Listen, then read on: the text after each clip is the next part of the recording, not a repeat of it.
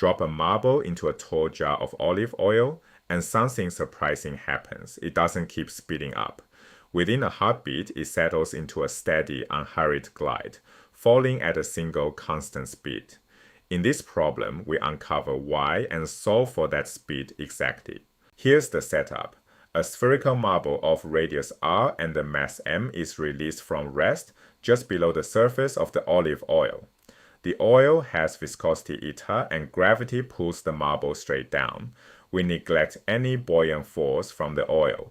We want four things. First, the velocity of the marble as a function of time. Second, the maximum possible velocity, the terminal velocity it approaches. Third, the viscosity of the oil, written through that terminal velocity. And fourth, the position of the marble as a function of time. Set up a coordinate axis pointing straight down with the origin at the marble's starting point, so positive y is the direction of the fall. Now draw the free body diagram. Two forces act on the marble. Gravity of magnitude mg pulls it downward in the positive direction. The drag force from the oil pushes upward, opposing the motion. The drag grows with speed, and it's what eventually holds the marble to a constant velocity. Applying Newton's second law along the axis, the net force equals mass times acceleration, and acceleration is the derivative of velocity. Gravity contributes plus mg. The drag force from Stokes' law for a slow-moving sphere is 6 pi eta r times v, and it points against the motion, so it enters with a minus sign. That gives mg minus 6 pi eta r times v equals m times dv dt, where v is the downward component of the velocity. To tidy this up, define a single constant gamma equal to 6 pi eta r divided by m, check its units. 6 pi eta r has units of mass per time, and the dividing by mass leaves inverse seconds, so gamma is a rate measured in 1/seconds. Divide the whole equation by m, and it collapses to a clean form, g minus gamma v equals dv dt. Now solve for the motion. The initial condition is that v equals 0 at time 0, the marble starts from rest. This is a separable differential equation, so we gather all the velocity terms on one side and time on the other. Rearranging, dv divided by the quantity v minus g over gamma equals minus gamma dt. Every v now sits on the left, every t on the right, ready to integrate. Attach the limits. On the left, integrate the velocity variable from 0 up to v of t. On the right, integrate time from 0 up to t with the constant minus gamma pulled outside. So the integral of dv prime over v prime minus g over gamma. From 0 to v of t equals minus gamma times the integral of dt prime from 0 to t. The right side is easy. The integral of dt prime is just t, giving minus gamma t. The left side is a logarithm. The integral of 1 over v prime minus a constant is the natural log of that quantity, evaluated between the limits.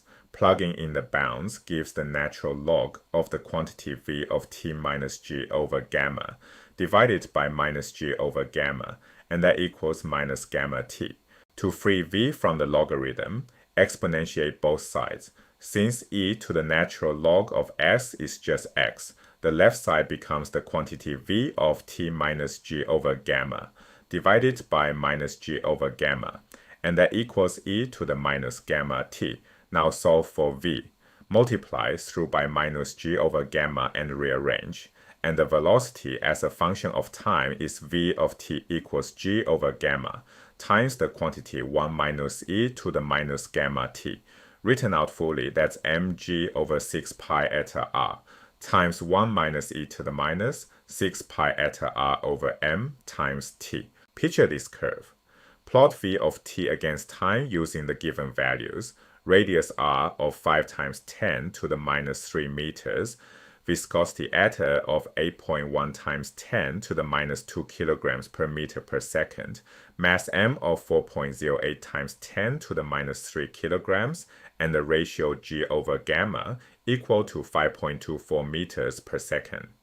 The curve climbs steeply from the origin, then bends over and flattens, approaching a ceiling at 5.24 meters per second. That ceiling comes straight out of the velocity formula. Let time grow large.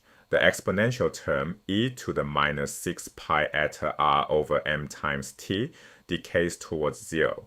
What survives is the constant out front, so the terminal velocity, v infinity equals mg divided by 6 pi eta r. That's the maximum speed the marble can reach. This result works in reverse too. The terminal velocity is something we can measure directly. Just time the marble over a known distance once it's steady. So rearrange the terminal velocity equation to solve for the viscosity. The viscosity ETA equals mg divided by 6 pi r times v terminal. A simple falling marble becomes a tool for measuring how thick a fluid is. Rewrite the terminal velocity in terms of the marble's material. Let ρ be the density of the marble. Its mass is its density times its volume, so m equals 4/3 pi rho r cubed. Substitute that into the terminal velocity, mg over 6 pi eta r. The pi cancels, the r cubed over r leaves r squared, and the constants combine to give v infinity equals 2 rho r squared g over 9 eta. Notice the radius appears squared.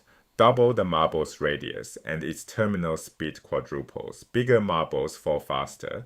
One question remains: the marble's position at any instant. Position is the integral of velocity. So y of t minus its starting value equals the integral of v of t prime, dt prime, from 0 to t. Substitute our velocity g over gamma times 1 minus e to the minus gamma t prime, and integrate term by term. The constant piece integrates to g over gamma times t.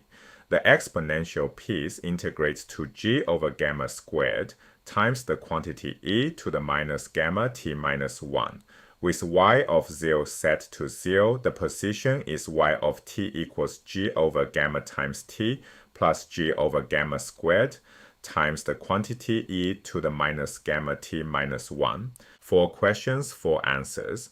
The velocity rises exponentially toward a limit. V of t equals g over gamma times 1 minus e to the minus gamma t. That limit is the terminal velocity, mg over 6 pi eta r, which grows with the square of the radius. Invert it and you measure the fluid's viscosity.